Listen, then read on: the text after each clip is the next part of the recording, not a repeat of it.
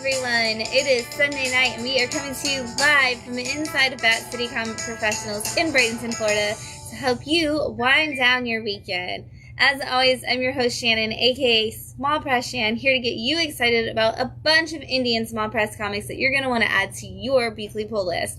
Of course, we're going to have a bunch of fun while we wind down our weekend. We're going to need to kick it off with what wine we're drinking, and I feel like it was perfectly timed. I didn't pick the wine this week, so it kind of just looks magical when I'm wearing my Spider-Man shirt and we're drinking Excelsior wine. It's gonna be awesome. I have a feeling it's gotta line up. But this is a Cab Sav from South Africa. It's supposed to be very like plummy. And then there was something else. I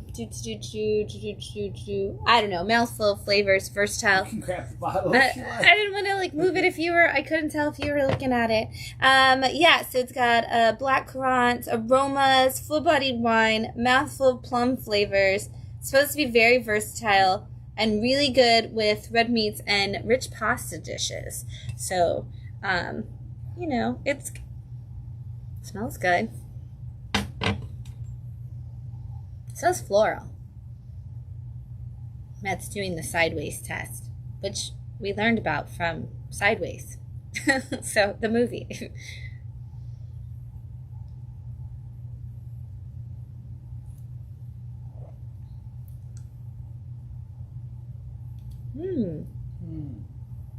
Oh. Ooh, that's a new flavor on the end of it.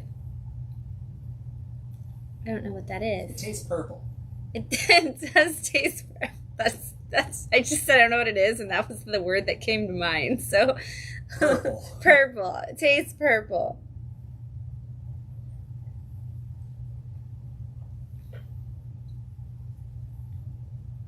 Is it plum? Is that the purple? I think so. I think so. Mm-hmm. Yeah, it's good. It doesn't even say anything about floral, but I still feel like there's floralness to it. I don't know why. Maybe it's just the smell. It's very big on the type of soil that they use it in. That's like a huge part of the back of the bottle. And I guess Excelsior is the place where they're from. Like, it's like the DeWitts of Excelsior have a proud winemaking tradition. So, I know this bottle is from 2021.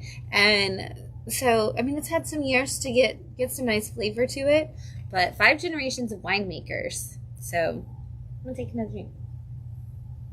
It feels really good after. It has like a good mouthfeel. Yeah. Mm-hmm.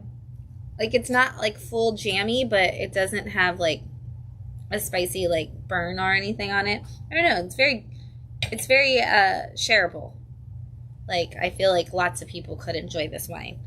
Do you taste spice? Not a lot.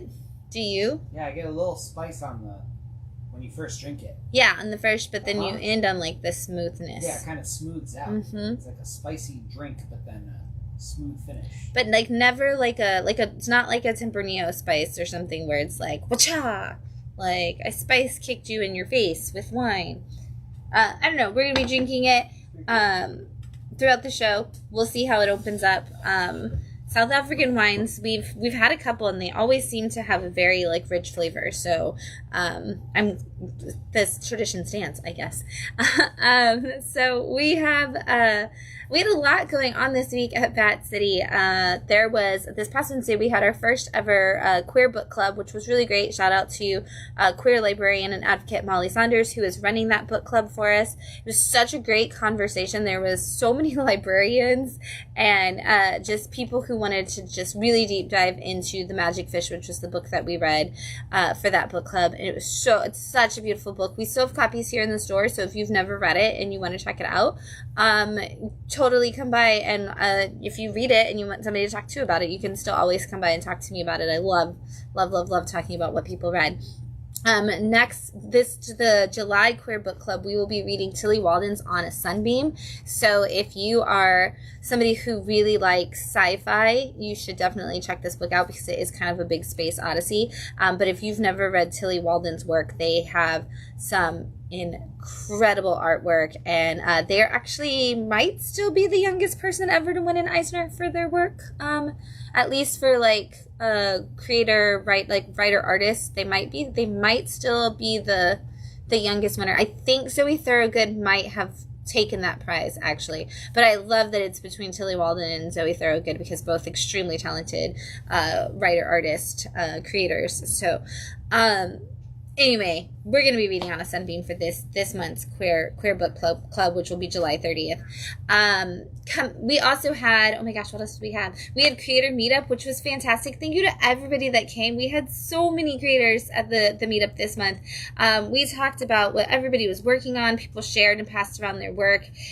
Writers, artists, just people who just like drawing, who wanted to talk about like what skills they were looking for. It was a really awesome Creator Meetup. And we also got to talk a little bit about how to create sample pages and scripts and artwork in other people's worlds, so that people can start preparing for the Mad Cave Talent Search, which, if you don't know, Mad Cave hosts a talent search every year to find 2 writers, 2 artists, 2 letterers, and 2 colorists, and we love to help people get prepped for that. So July 31st will be midway through the period of entry for the contest. The contest entries are due August 29th, and we will be having another creator meetup where we will be helping people review or come up with their little packets for that. So if you want to come and get some guidance on that, or just show off what you're working on, or just come and help other people, we always like to have people who just really love comics come for that one and kind of talk about like what they're seeing and what they're not seeing, because it's really helpful for creators to see what a reader would actually think of it. We also had Stories Spelunkers with Mr. Santiago this past Saturday, which was a ton of fun. All the kids got to make their own villains and learn how to like pull out characteristics of different kinds of characters in stories and figure out what makes a character work. And then we had Slam Academy with cartoonist Anthony Pizzo and our artist Adrian, our art teacher Adrian Prudhomme there teaching that class, and it was such a cool looking thing. We got to see them do like tag team like drawings and kind of like go to head to head on the board for a little bit for sequential storytelling, which was really cool. This week coming up, there is some things and some stuff, and I don't think there's much, actually, because it's 4th of July week, and so we will be closed on the 4th of July, most likely. I would assume, I don't know, but keep an eye out for that. We usually are, so I would assume that we will be closed, so we'll be posting that to confirm that this week, but we will be open, obviously, Saturday and Sunday. The 3rd is the Marauders baseball game, so we will be out at the Marauders game for their big 4th of July celebration. You definitely want to go to that because it's always a ton of fun. And other than that, of course, New Comic Book Day is this Wednesday. Our July calendar has been on the board here in the store, but it will be dropping on social media tomorrow as the June one is finished, so we can flip it over for you.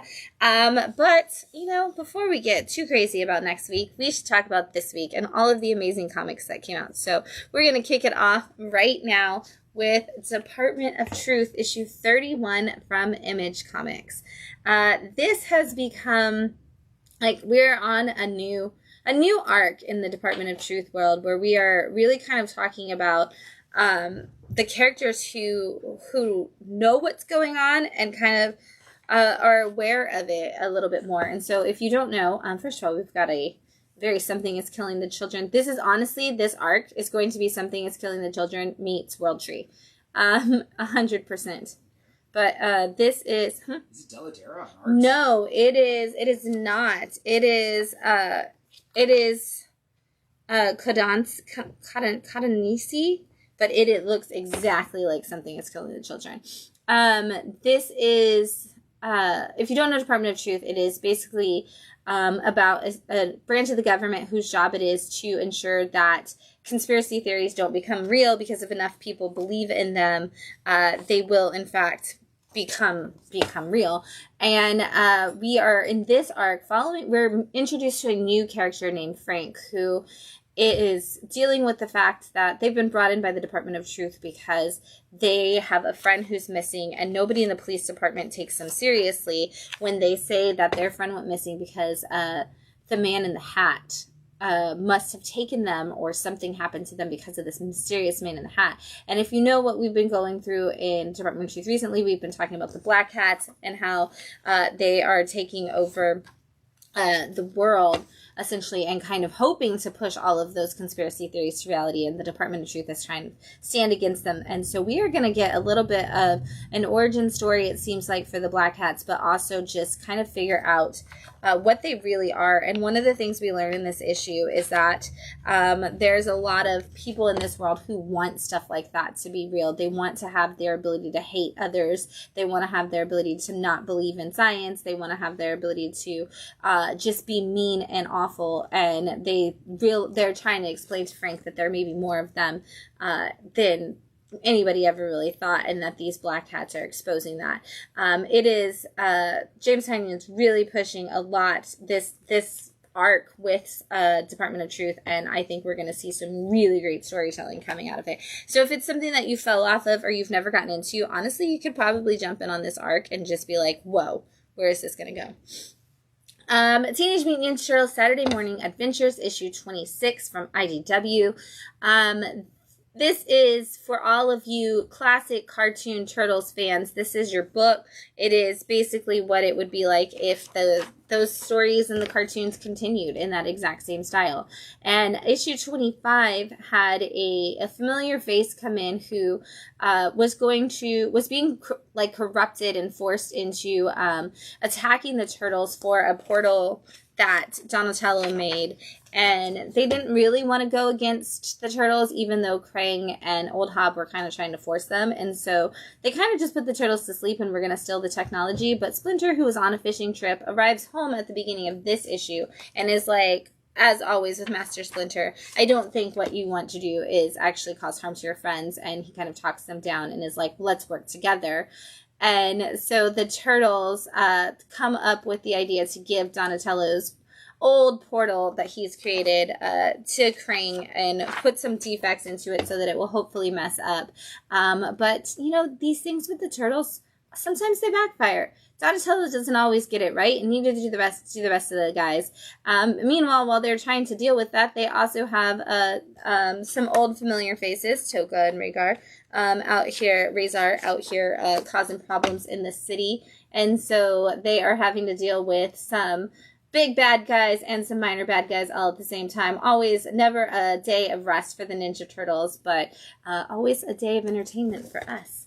So we've got Void Rivals, issue 20 from Image Comics, Skybound, and the Energon universe, which is our combination of Transformers and G.I. Joe. And the Void Rivals is kind of our flagship for that. It is going to be what kind of leads us into why these Transformers and why these G.I. Joe people like really need to connect and what's going on. We still don't really know all too much about why those things connect, but you know, we're seeing a little bit of it in that we have two characters in here who are from opposing planets who have always been at war, and two of them figured out that there was not really any differences between them, and their plan was that one of them would go back to his father, who was the king of one of the places, and the other was going to go and actually find like this mysterious god who knew all of the answers to things. And after finding that mysterious god, she's now shown up at this planet looking for that assistance in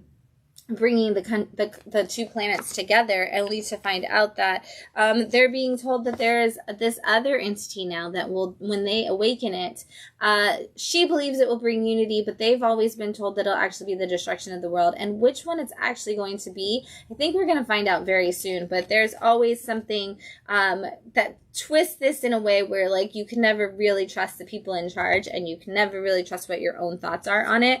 And how the Transformers and G.I. Joe will really come into play with that, we're going to see a little bit more each time.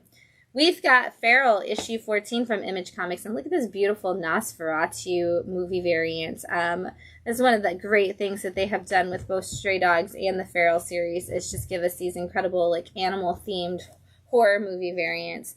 And if you haven't been following along, Feral is basically The Walking Dead, but with cats. So that slow-moving sense of dread as cats are trying to figure out where they can go to find this safety in a world full of rabid cats who are attacking everybody. And our gang of cats has been through a couple of very terrible places, and they just found that there is a pet store that they could break into, and if they do, maybe there'll be food, maybe there'll be supplies, maybe they'll actually also just be able to get out of like the rain and monsters and things of that nature. And when they land inside, what they find is there are a lot of people who live in this place who have been there for their whole lives, and they don't know anything but the outside world, and so or the inside world, and so they've created these rules of their own, which kind of follow retail rules, which is really funny for me. But they have their rules, and it's like if you don't follow the rules, you'll be punished. You'll be kicked out of that you could potentially be kicked out of the community, but everybody has a job, and if you'll be assigned a job by the mother cat, and if you don't live up to your job or you don't follow the rules, punishment comes. Meanwhile, we still have a friend on the outside that we're trying to figure out how to get to, and also, I don't know if you're allowed to call a cat a skis bag, but we find out that one of the cats in our group is definitely a skis bag, and we're gonna see just how, and as you read the story, but seriously, if you're a fan of The Walking Dead, you almost don't even register that they're cats half the time because it feels so much like the standard zombie experience. Defenders of the Earth from Mad Cave. This is the issue 8. Is it issue 8? Yes. This is the story of all of, the Flash Gordon universe friends. It's Flash Gordon, the Phantom, Mandrake, and Luthor, and they are all teamed up together because they are trying to figure out how to stop the ice people who are trying to take down the 7 kingdoms where the Phantom and everybody, the Phantom is always protected. And so they have gone back there and they're trying to figure it out. And of course, Flash Gordon has been mind controlled and captured and all kinds of things. And in this issue, we are kind of figuring out more of the battle that we've been in.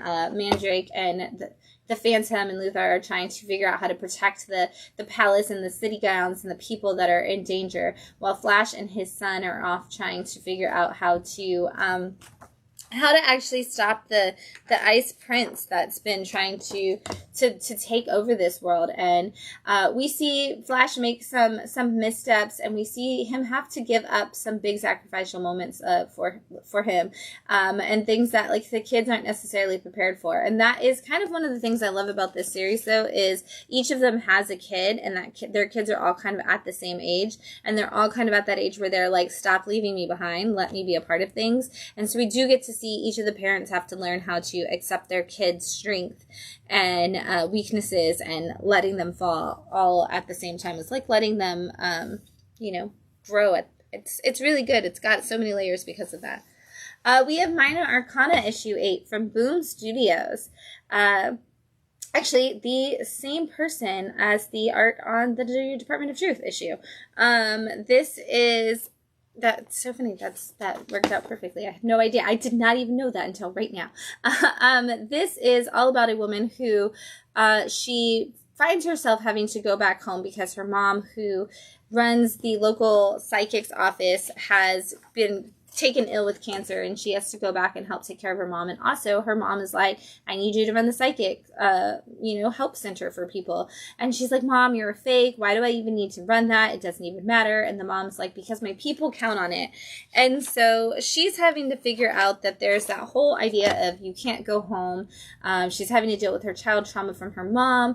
She's trying to deal with all of the like messed up relationships she had, because when she was back home, she used to be an alcoholic. And so she's burned a lot of bridges, and so she's trying to figure out how to repair those, while her mom is also trying to figure out what's left for her in this world.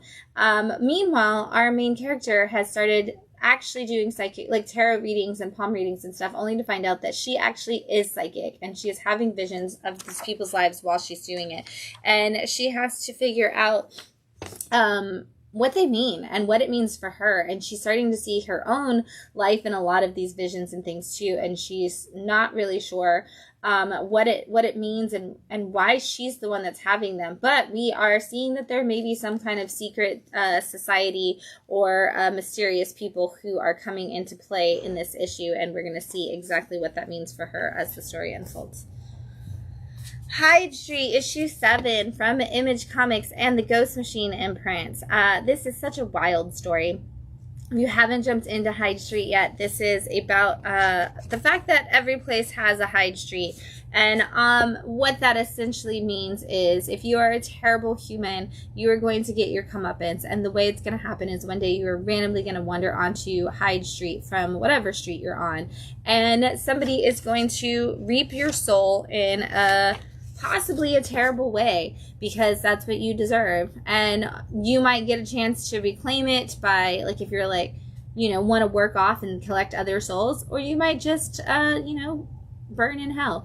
And so there has been a couple different people who are trying to essentially win their souls back by collecting others. And there is one character who has no desire to find his way to the afterlife or back to the other world. He really just likes the reaping of souls. And that is a little boy who is a Boy Scout. And he's kind of just seemed like an evil person the entire time. And in this issue, he actually steals a werewolf mask and puts it on. And what he doesn't realize is that the mask will also expose some of your own truths. And there's a little bit more that we learn about him, what happened to him, and what kind of monsters he specifically is trying to chase down in this world, and who he doesn't have any sympathy for at all, and maybe who he does. It was a really good issue, and the more you learn about these characters on Hyde Street, the richer the world just gets. And it's such a character-driven story of just this interweaving web of terrible people who maybe need to get their comeuppance, but also some who maybe just need to figure out how to learn a lesson. Really well done, and I can't wait to see more from everybody on there. Rockefellers, issue 6, also from Image at Ghost Machines imprint. This is such a fun story that I just feel like never gets enough love. But this is all about a family from the future who get entangled in some mysterious stuff that we don't really know too much about still. And they have to go find themselves in like a witness protection program that has to send them somewhere safe. And the safe place they send them is back in time, because none of the stuff will be able to trace them. So they come back to our time period. And now that they're here, they're trying to figure out how to live in our lives. And so it's basically like, what if you put the Jetsons into our time period? And they're trying to just, you know, live a normal life, hide and be in the shadows of things, but they can never quite get it right. And in this issue, we figure out that there is a mysterious entity like watching the daughter through this bird that she talks to, and also through like this little receptor that somehow got inside of her. And so they are working to get it, the dad and the grandpa are working to get it out of her. And when they do, hijinks ensue, because it's always family comedy in this book, which is so great. It's like an adventure sitcom. And so you get each person that comes home for the day gets kind of wrangled up into the mess that has happened. And it's just so funny, because it's just like every single page is another beat of the joke, and it's so well done. And if you're just looking for a good all ages story, and honestly, truthfully, like literally all ages can enjoy this, if you want to like give it to a 9-year-old, or if you want to read it at 59, you're all gonna enjoy it. Planetary Expansion issue 6 from Critical Entertainment. We are loving Critical Entertainment books here, and this has been such a popular story.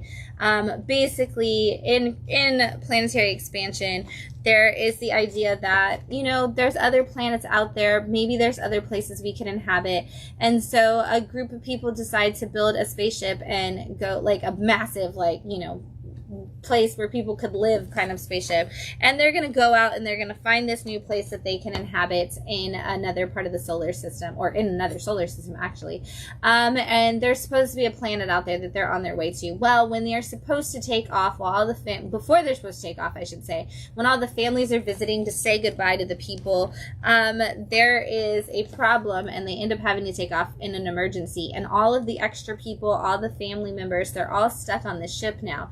And the problem is that the government was against it. And so when they start into space, like the government comes after them with their own spaceships.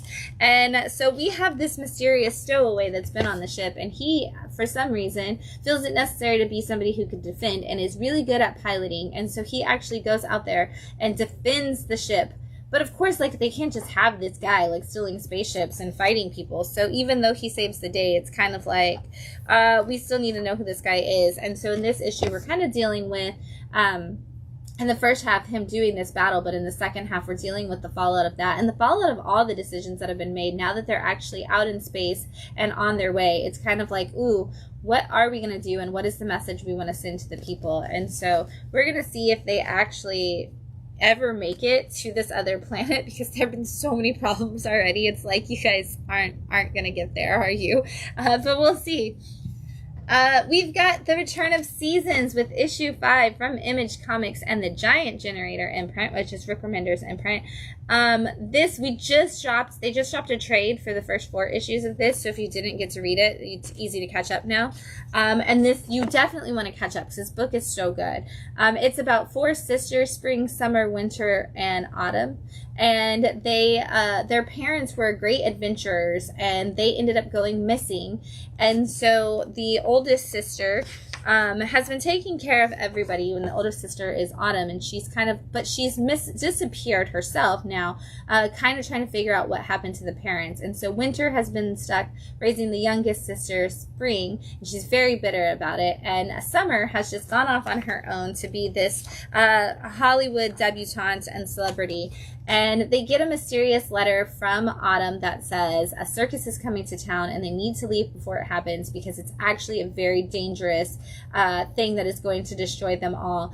And nobody takes Spring seriously, because she's always coming up with elaborate plans and adventures in her mind. And now it is too late. The circus has come and everybody is entangled into these dangers. And Spring is trying to figure out how to save her family and whether or not it's too late. And as we come into this issue, it definitely feels like it might actually be something she can't save them from. But it's Rick Remender, and we're just getting started, so who knows how much more danger these people can get into. All right. It's our favorite game. How many pages of Sweet Paprika Open for Business can I actually show you on the live stream? But here we have issue 5 from Image Comics, and this is the wrap-up of Sweet Paprika's Open for Business. And it is such a good story, and I love the ending so much. And so I just hope there's something that I can put on Facebook. Okay, yeah, totally. This page is totally safe. So obviously this is a very mature comic. If you've ever read Mirka and Dotha's Sweet Paprika before, you know that it is. This is actually written by Steve Orlando, and it is a side story. So Sweet Paprika is about Paprika, who is a book editor, who is also a demon, who falls in love with an angel. And this is about Paprika's assistant, who Paprika has given the worst client to. They are, they work in the book publishing industry, and they have a client who is definitely overly demanding. And Paprika's assistant is just Aubrey is just so weak and can't stand up for himself ever. And Paprika feels like Paprika is torturing him because by giving an assistant. Meanwhile, he has been in a relationship with someone who absolutely decides he wants to be open and wants to have experiences, but Aubrey is not sure he can handle that. But then it's actually Aubrey who ends up falling for somebody else and wanting to have an open relationship. And in this last issue, we see them out on their own vacation, Aubrey and his new partner, side partner, I guess I should say, Kren, and that he actually comes to realize that it wasn't what he wanted. It's not really so much just about wanting to be in all these different relationships and have all these experiences. It's more about wanting somebody to just see him and wanting to feel like he can be proud of himself. And so he has to kind of come to terms with that as this issue goes on, and yet also make a decision on who he wants to be with and how he wants to be with them and what he wants relationships to look like. And it's so well done. It's so funny. It's so heartwarming. And Steve Orlando definitely made it fit right into the Paprika world without missing a beat. And so if you just want a good rom-com that's very mature, that is definitely the one. In Bloom, issue 5 from Boom Studios. This is the wrap-up of In Bloom as well. This is such a weird sci-fi horror experience. It is about a world where people start to bloom, and basically they turn into sporous plants. Your body kind of cracks apart and you blossom into some kind of weird flowery thing. And it follows a detective who actually never did bloom into something. And it's we've kind of become split into like division lines between people who have bloomed and who haven't. And he finds out that a bunch of people who have bloomed have been being murdered. And it seems like there's some secret society who's up to some shady stuff, and that's kind of just been making trouble for everybody. And as he's like, the whole series has gone on, it's just kind of him infiltrating, and his new partner infiltrating into this secret society's place. And he finds out in this issue that there's a lot of his own family ties to this segment, and he's going to have to face a lot of the things that he's been against, and his own kind of prejudices against the bloomers and against even people who didn't bloom. And it's like, hey, is this really just about this secret society, or are you coming after people for the wrong reasons? And I don't want to show you too much because it is very like dramatic on every page of this issue of what he has to face in order to make his way through this experience. When I Lay My Vengeance Upon Thee, issue 5 from Boom Studios. This is another like just big horror book, and it follows a man who is a priest who gets assigned to work with like the world's leading exorcist. And essentially, like, when somebody can't exorcise a demon anywhere in the world, they call in this man. And he's at the point where his previous assistant didn't make it through, and he is needing to find somebody else to kind of train to take his place, but also just to be able to have another person who can do it. And it has been wildly crazy. Like, everything that we've seen through the eyes of this new priest has been absolutely insane. But the problem is that now we find out that there's somebody who's kind of coming for the secrets to this demon society, and this, like, the demons that they've exorcised. Like, maybe they haven't actually left the earth, and what they've been doing with them it has led to other people kind of feeling like, you know, if you want to unleash demons and hell on earth, like, there might be an easier way to do that. And in this issue, there's so much morally gray.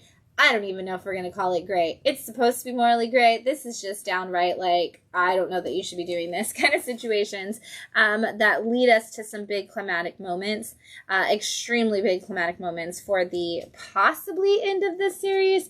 Definitely a great use of what could be a really strong open ending if it is. Out of Alcatraz, issue 4 from Oni Press. This is kind of a new telling of the Escape from Alcatraz story. It is a new telling of the Escape from Alcatraz story. And so it is following the 3 of the people who were alleged to have escaped from Alcatraz in the 60s. And 2 of them, in this story, initially 2 of them make it to the shoreline, and they are met by a woman who is supposed to be the one taking them to freedom. But what they find out is that they are actually being kind of just put into indentured servitude for the person who paid to get them out and who sent them all of the supplies. And they're not really sure that that's what they want to do, because it feels like they're going from one prison to another. Meanwhile, all along the way, they're finding themselves in a whole mess of trouble. And in this previous issue, they were told by a man, like, that recognized them, like, I'm going to turn you in. And if you don't want to be turned in, basically you have to kill my wife and get me out of it. And in this issue, they're kind of coming to terms with the fact that that's, like, not who they are. They're not killers, and they're not wanting to be killers, but they also don't want to get stuck in just in the, like, back in prison or in under people's thumbs again. And so they're all kind of having to face that. Meanwhile, we've got 2 FBI agents who feel like they're in a prison of their own because they are in love with each other in a time when they cannot actually do that. And on top of that, there is a 3rd person who made it to the shoreline from the island, and they are on the hunt for them as well. And so there is a lot of moving pieces in this, and a lot of people who really just don't know what they want out of life getting stuck further and further into holes that they're digging for themselves. Really good, well-told story for sure. The Mummy from the Universal Monsters is an Image Comics and the Skybound coming to an end this week with its 4th issue. If you didn't read this one yet, it is telling us the story of a young girl who actually has the spirit of Anaxinamun inside of her, and Imhotep, or Ardith Bey, depending on who you're talking to at the moment, has come to try to awaken the soul of his beloved and bring her back. And at this point in the story, he is like face to face with the spirit of Anaxinamun inside of this girl, and he's like, the only thing I can do now to fully commit to bringing us back together forever and ever is to have you come back in the same way I did, which means I basically have to kill the body that you're in so that you can live forever as Anaxinamun and not as her. And Anaxinamun, who's been inside of this woman for her whole life, has to kind of come to terms with whether or not she wants to be complicit in the killing of another soul. And she's like, I've spent, hundreds of years, centuries going between body to body to body, and every time, like, I develop these connections, and I don't know, like, what I want from them. And so it's just a really cool kind of sequel to The Mummy, essentially, and also just a really fun story of coming of age, and yet done in, like, a completely different way. We're taking everyone down with us, issue 4 from Image. This is a really cool action sci-fi adventure that we're going on, and I love seeing all the twists and turns that this book takes.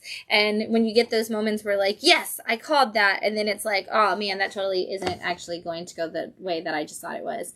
It always makes for a great story. But this is about the world's most evil mastermind villain has kind of retired from that, and he is living on an island with a bunch of robots, still doing all of his research. As far as everybody else knows in the world, he's retired, but it's just because he doesn't want anybody to know what he's up to. And he's built all these, like, robots and things like that, and he also has a daughter, and so that's why he's hiding out on this island, is because he wants to keep her away from everything, a secret and safe from all these other villains. Well, some villains find out about him, and they decide to go and attack his island, and so do, like, the FBI, and so all these people are coming out after him at one time, and the only thing that he cares about is making sure his daughter gets to safety. And so the robot that is essentially her caretaker is assigned to save her from the island, and now they are on this adventure to figure out where they can go so that she can be safe, and she just wants revenge. And so the robot has to figure out how to convince her that he's going to help her get revenge, but also convince her to get to somewhere where they can be safe and she can get the help she needs. And there's definitely some more intricacies coming through this story and the way the story is being told from both the viewpoint of the girl and the robot, like, as they work together. And I always have lots of, like, ooh, I bet it's this kind of things, but that I love to talk about in person, but I don't want to spoil it for anybody on here who may not have read it. So if you're reading it, come talk to me about it, because I really want to talk about this book all the time. I'm going to take a drink because we're so far through the pile, some percentage through the pile, but we're drinking Excelsior. Like I said, it's a South African Cab Sauv. And there's more to it. Less floral smelling now.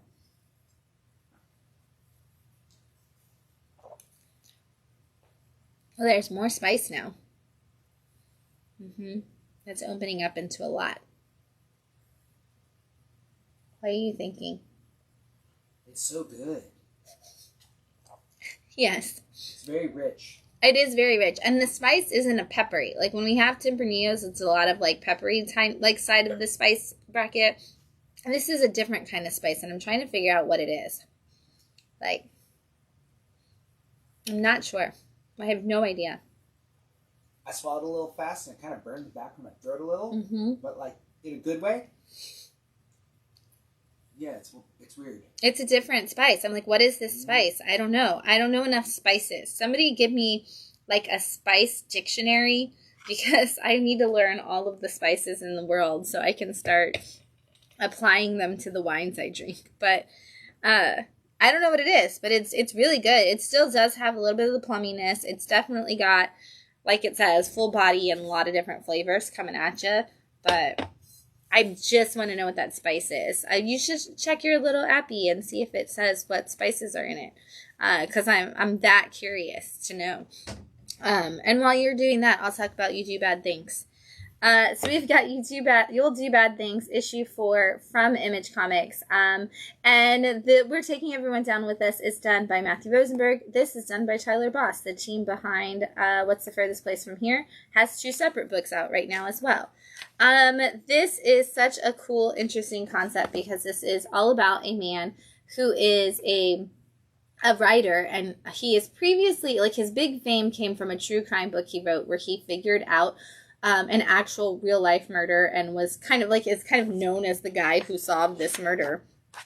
And he wrote the book about it, all this stuff. And so now he's got all this fame from that, but that's not really who he wants to be. And so he's trying to come back and write a new book, and he's on deadline, and he's doing a terrible job of making deadline because he really, really, really wants to write a romance story. But every time he tries to do it, he can't actually get there because halfway through every romance story, it just kind of becomes a murder mystery. And that would be problematic for him enough, except it gets worse because every single murder he writes into his story ends up happening in real life, like the next day. And so he has finally, in this issue, reveals to a friend that he believes he's causing these murders by writing them. And her solution is, we should figure it out if that's true, or if you're a crazy person, by writing my murder. You should just write a death scene for me. And so he is, in this issue, trying to write a death scene for her. And it's really interesting because now we're like, are we going to see this person die? Are we going to see them come to a situation where they're going to figure it out and they're going to save her? Like, is he actually really writing these deaths and things? Or is he committing murders and doesn't know it? Like, there's so many mysterious things behind it. And so I love this book because of the fact that we kind of don't know anything, and yet we know as much as all of the characters do at the same time. And that's such a well done way to write a story, which is not surprising because Tyler is so good at writing. But if you haven't picked it up yet, seriously, jump into that story. So did you figure it out? No? No, a lot of people just say it's really spicy. but nobody knows what spice it is. Dark fruit and spice. A little musty. Spicy. Beggars can't be choosers. It's spicy. My wife says it's too spicy for her. It's not even that spicy. It's definitely not. But if you need to kind of like spice a little bit to enjoy it. And if you're a Cab Sav drinker, you're not used to that much spice in a wine. Absolutely. So that makes sense. Absolutely. It will catch you off guard if you're a Cab Sav drinker. Yes. But no one. Nope. A lot of people say blackberry and tobacco. Tobacco? And a little bit of mushroom. Oh, maybe that's the weird florally thing that I'm catching. Maybe. Yeah. It's a $10 bottle. Yeah. I don't know. Yeah.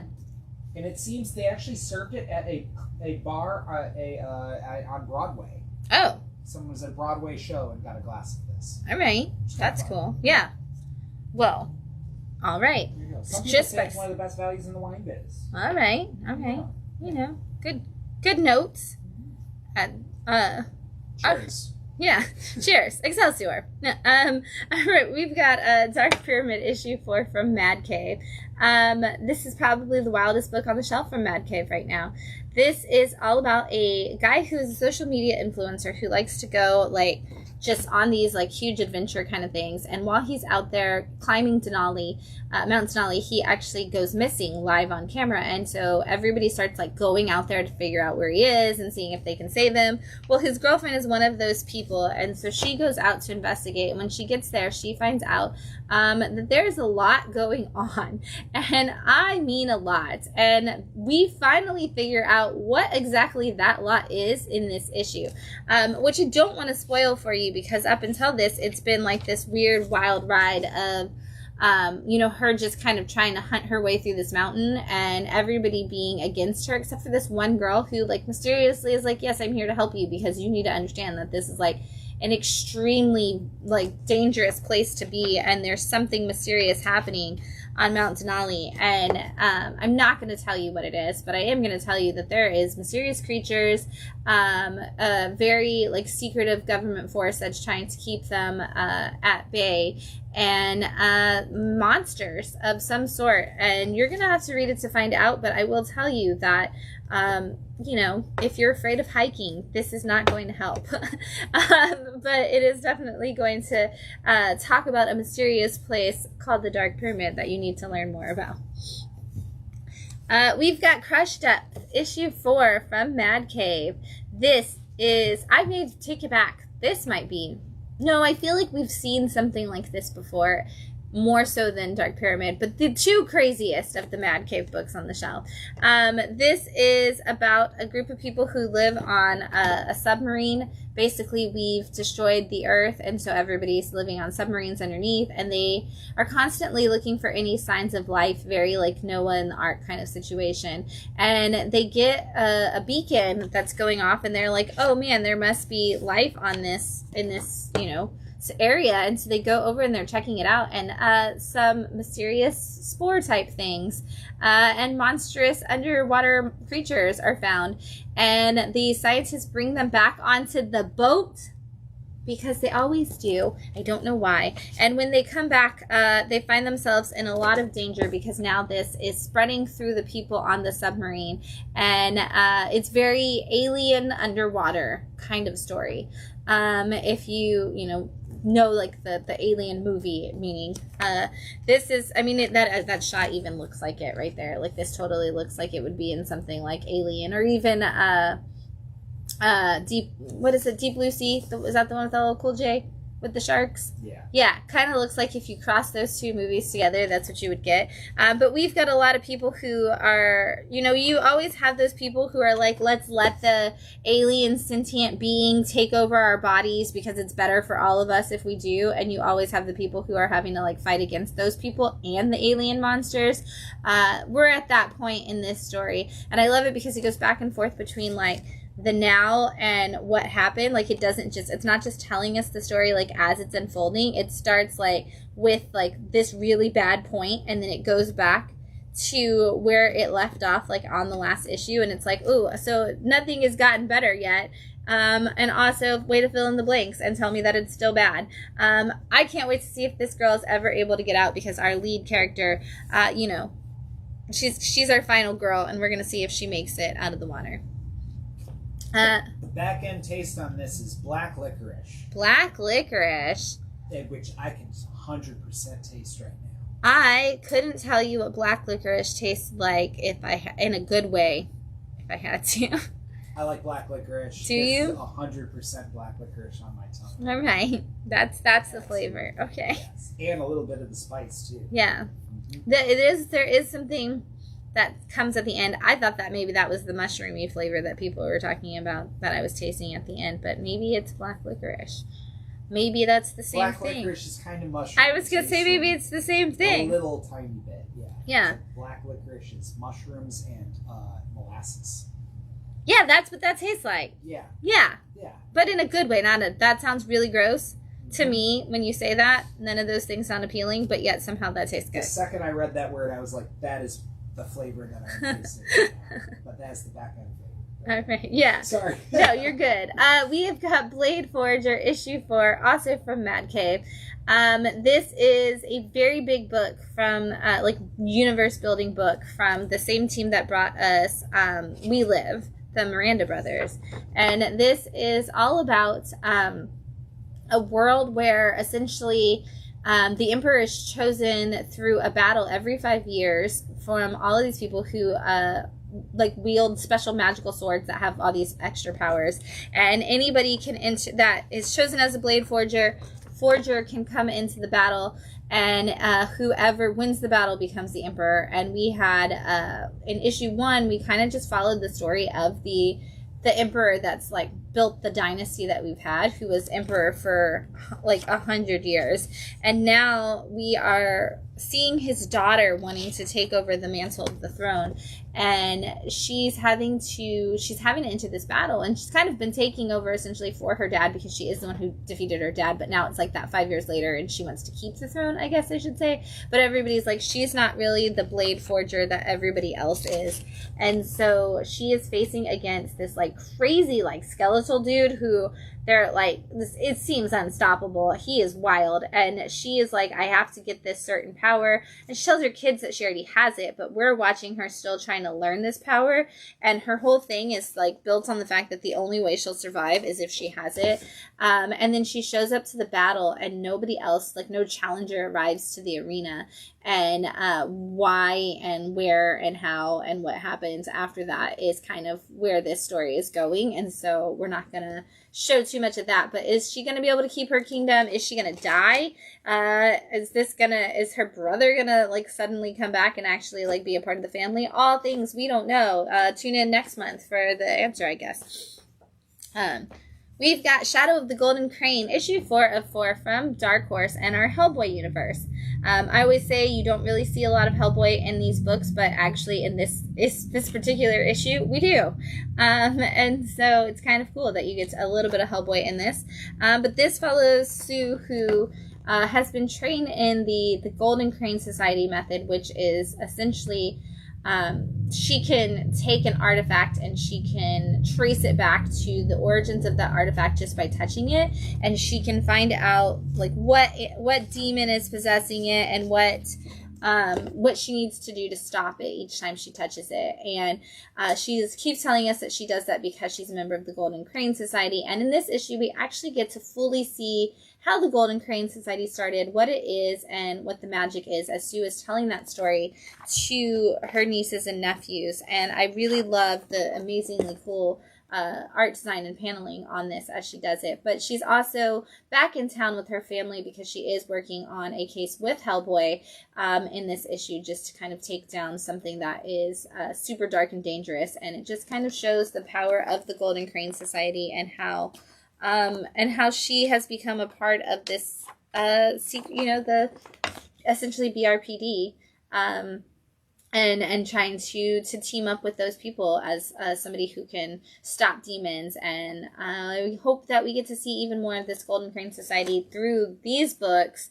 But of course, you can always jump into the entire world of Hellboy if you want to learn more of all of these characters.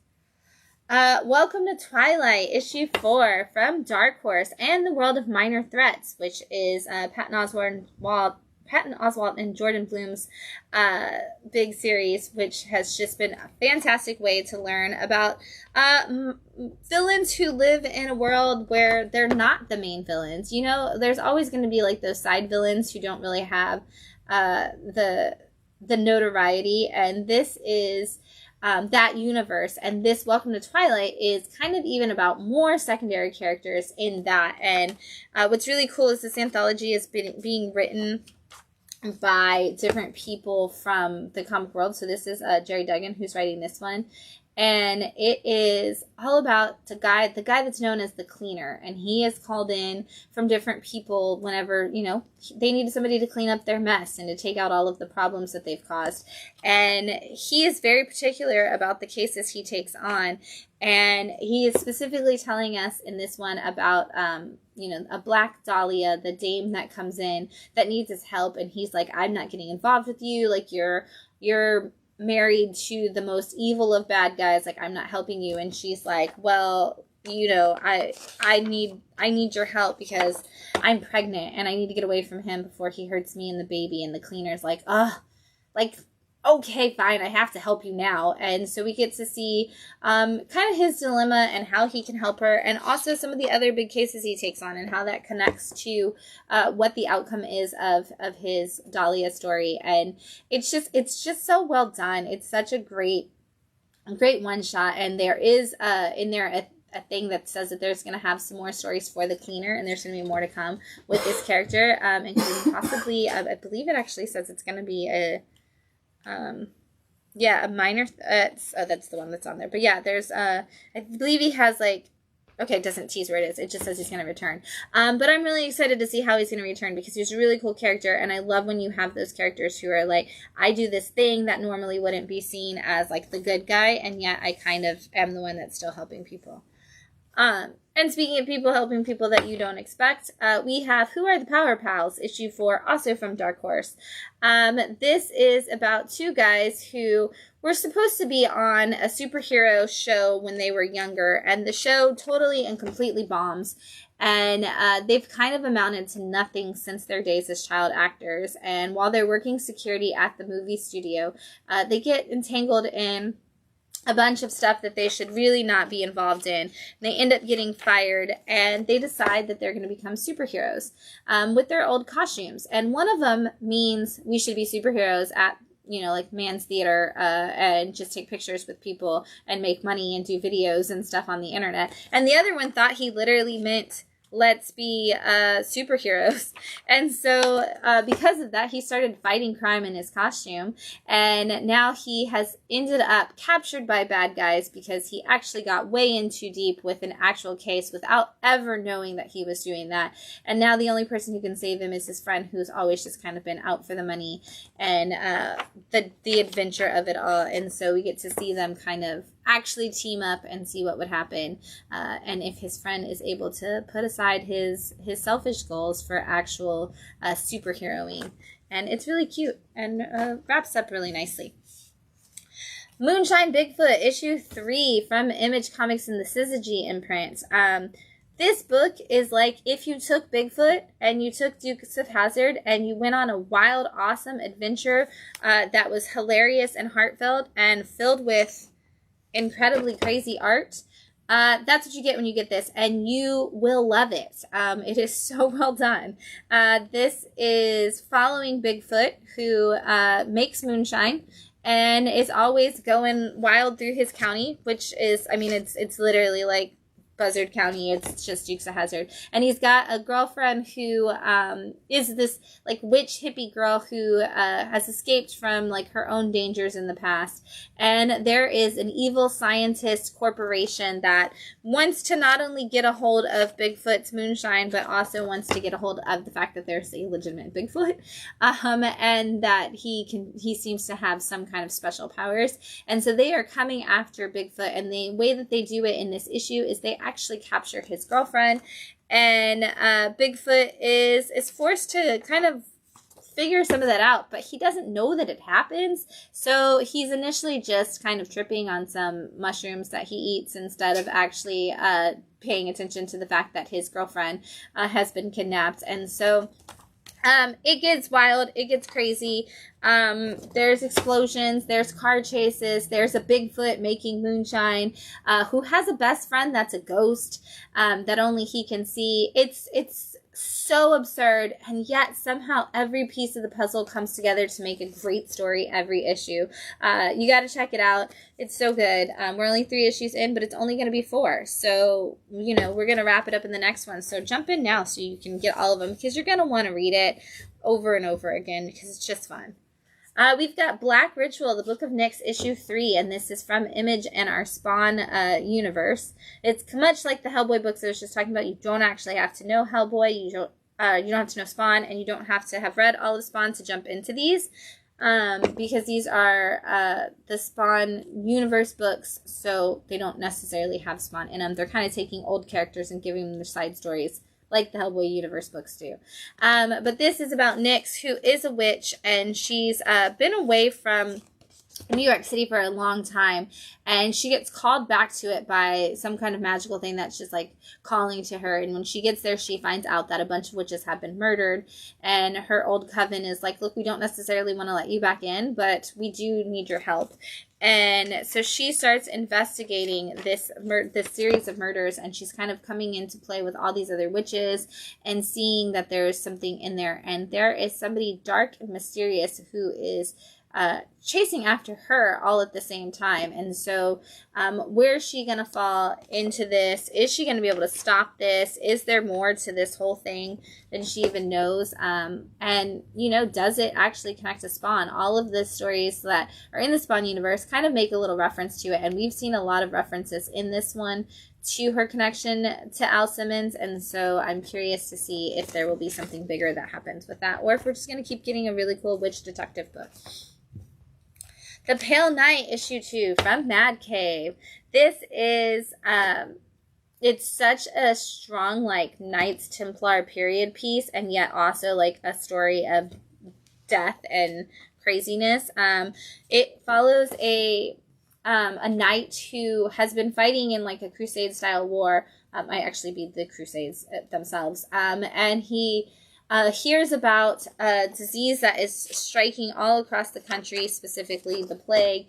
It's kind of taking people out, and he learns that his son is sick with it, and he returns home with his squire and is like, I have to do something to save my son. What is there that I can do?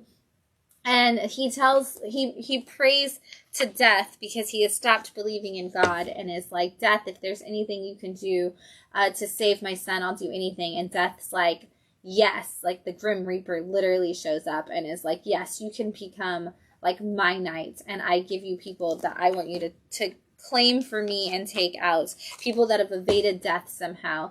And so in this issue, he is on a quest to kill a knight who is known as the purest of knights, because death cannot capture him. And if he does not do it, he will lose his son. But of course, his squire is questioning all of it, and he's starting to question it himself as he goes from town to town. And we're going to see who wins that battle, death or the knight. Sleep issue 2 from Image Comics.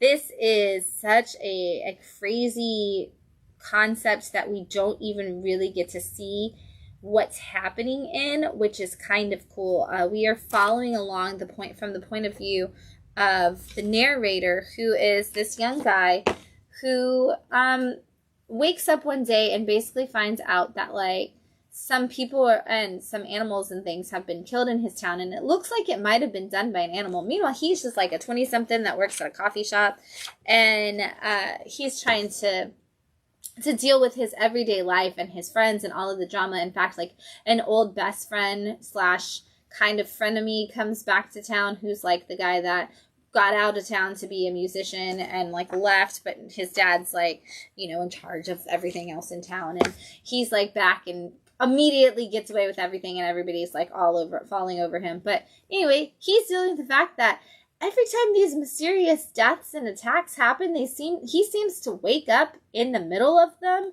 and that is no exception with this issue. In the very beginning, he wakes up and finds himself in the middle of the woods, and possibly at the center of whatever newest crime is happening, and he runs to work just so that he has the alibi of being at work, but he still has no idea what's going on, and now he cannot find any of his friends, and he doesn't know what's going on, so he ends up trying to come up with a plan of his own to keep himself in a place where maybe somebody will see what's happening, but also maybe he can't get a way to do it.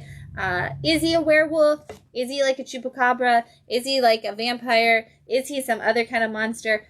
Is he not even the person doing it? We have no idea. We're 2 issues in. We're following his point of view, and like seriously, like his point of view. So we have no idea more than anything of what he knows, and it makes for an eerie story in the process of that.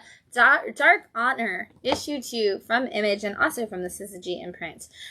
This is all about a woman who is a part of like one of those big gang families in New York who always runs everything, and she got in trouble because she had a major gambling problem, and she ended up losing a bunch of her money and a bunch of the family's money, and she ended up getting arrested because she got caught with everything she was doing.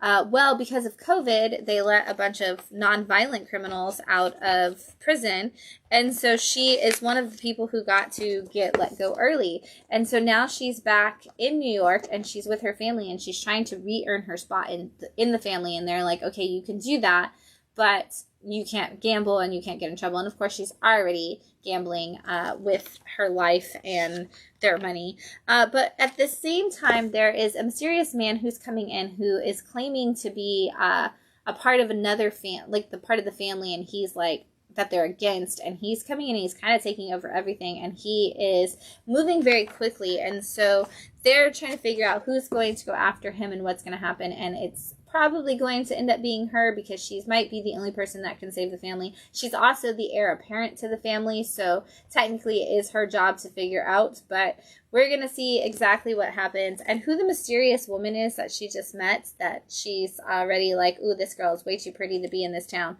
We're going to find out as the story continues. All right, we have a lot of new number ones this week. A lot of new number ones, actually. We've got Moon Goddess number 1 from IPI Comics. I really, really enjoyed this. This is just kind of like a really cool folklore kind of story, and it was so... I'm like really into the story already and the characters. But this follows 3 people who are working for the Emperor and are supposed to be taking out some demons, and we follow initially like these kids who are at a museum, and they're learning the story of, I'm going to go back to the very first page. They're learning the story of the ancient fable of the archer Hao Yi and his defeat of the 10 sons. And a mysterious stranger is like, they weren't actually sons, they were demons. And then it flashes back to the actual true story of the archer, and we see the woman that he loved and his best friend, and they're fighting against all these demons. And when they defeat the demons, they are given a moonstone. And one of the guys is like, that moonstone belongs to the Emperor. Our job was to defeat the demons and give the Emperor all of the power. And they're like, but the moonstone can cause people to live forever, and we don't think any one ruler should have the power to live forever, and we need to figure this out. And when the friend leaves, the leader, the archer, leaves to go figure out where the second moonstone is and investigate it, the friend who wants to give everything to the Emperor comes back to the woman and is like, I'm taking that moonstone and I'll do it at the expense of your life. And she's like, well, I've never wanted to turn my sword on you, but I will fight you because I will defend the people's honor, and I will defend this, keeping this power out of the hands of emperors, and I am going to get back to the love of my life, and you can't stop me. And we see how that battle plays out, but we also see some really cool things that like roll into the future, and where these kids are on their field trip, and what that story actually is, and what that how it's become a part of the modern lore versus what it actually is, was really, really good. And I cannot wait I am so excited for issue 2. I want to know more. I want to know what happened. It has very like unrequited love, like vengeance over the years, magic and mystery, and again, like just folklore come to life, and I can't wait to see more. News from the Fallout issue 1 from Image Comics, the hot book of the week. This is actually the only copy we have left. I had so many people asking about this book this week, and understandably why.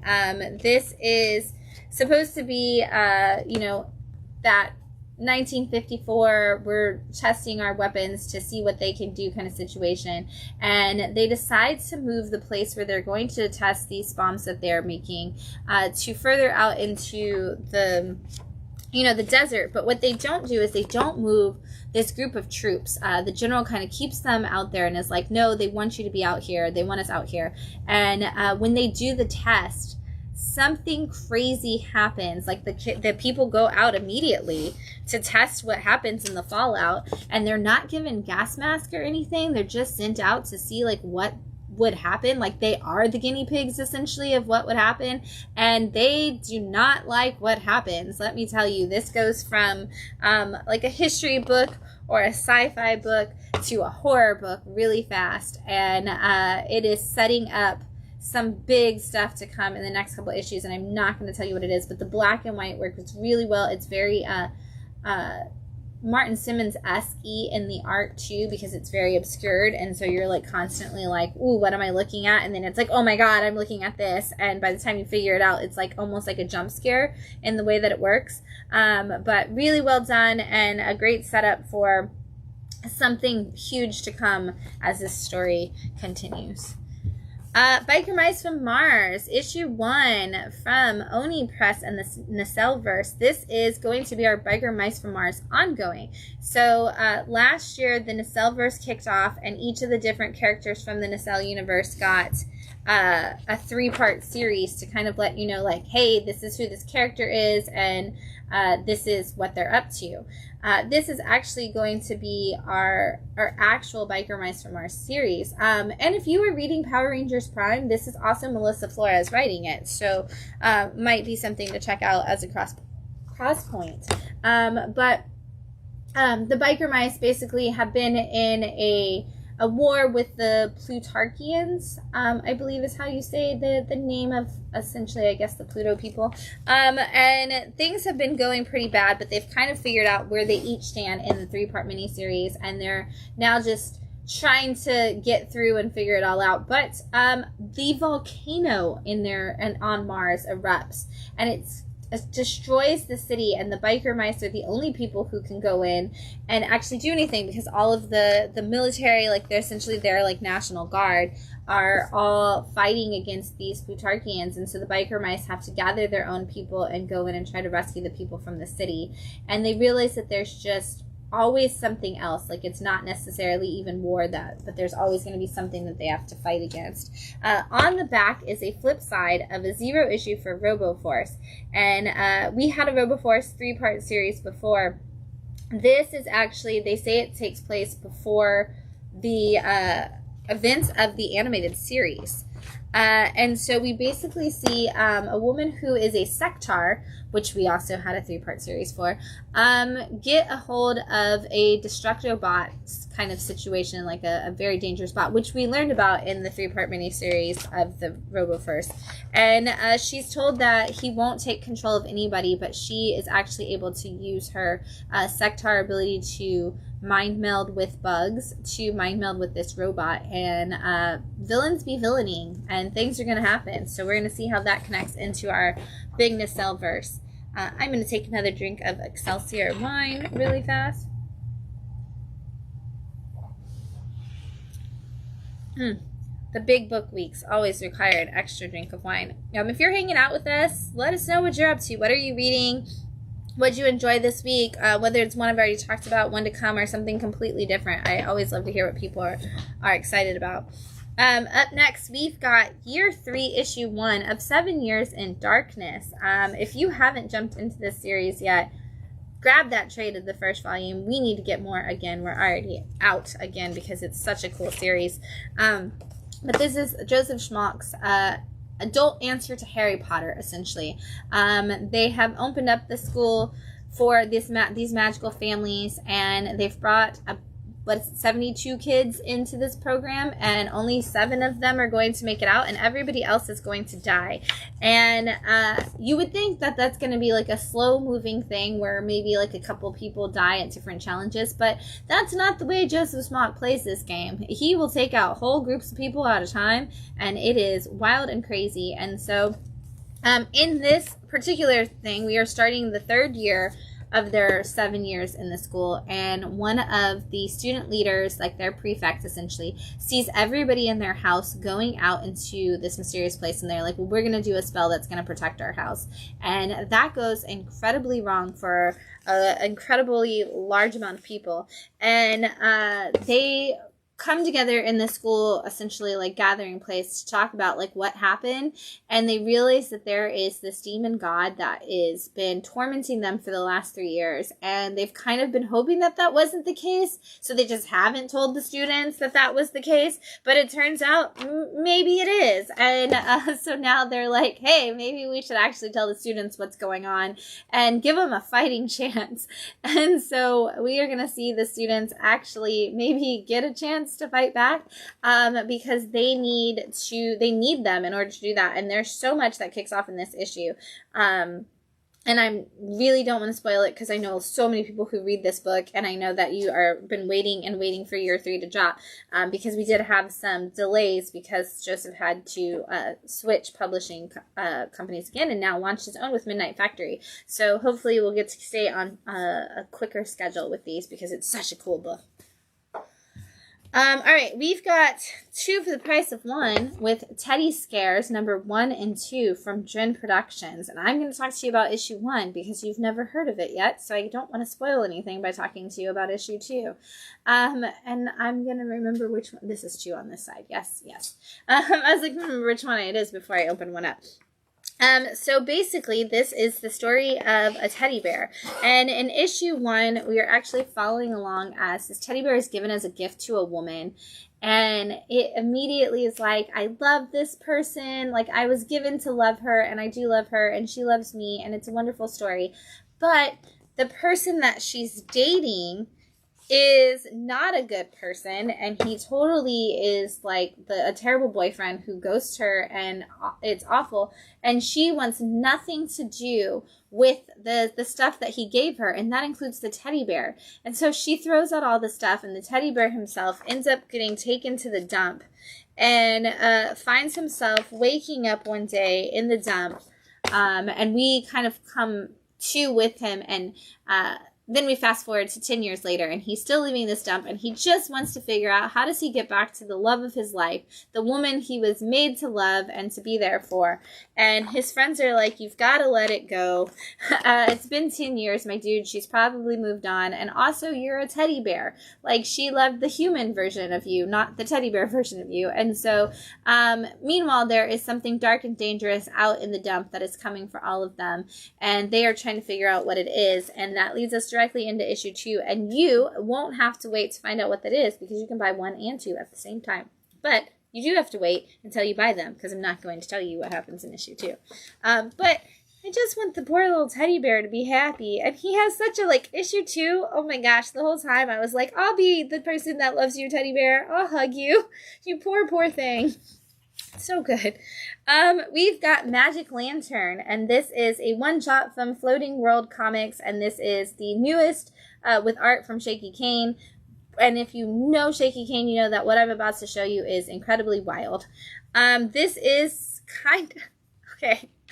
There is no way to say this without spoiling some of it and giving you the best experience of your life all at the same time. So this is a retelling of The Fly, but it's about Elon Musk and Grimes. And that just makes, I can't not laugh. That it's just like the fact that that's the premise. And they, it's like his name is Elon Gates in the book.